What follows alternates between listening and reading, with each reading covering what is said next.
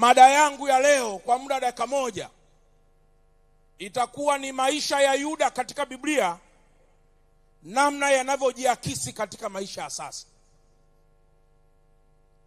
Mimi kipengele nitakachokichukua ni kimoja tu, ni usanii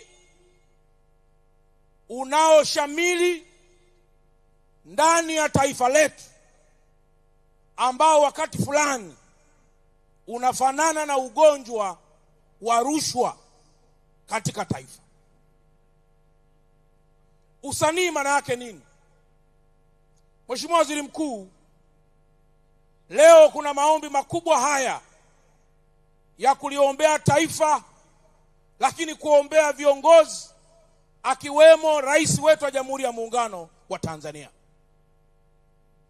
Rais wetu wa Jamhuri ya Muungano wa Tanzania anapotuteua sisi viongozi wa chini, anaangalia vyeti vyetu, performance zetu, tabia zetu na kadhalika. Lakini na yeye ni mwanadamu ambaye anaweza asione roho ya usanii iliyopo ndani ya viongozi wachache anaoweza kutupa dhamana.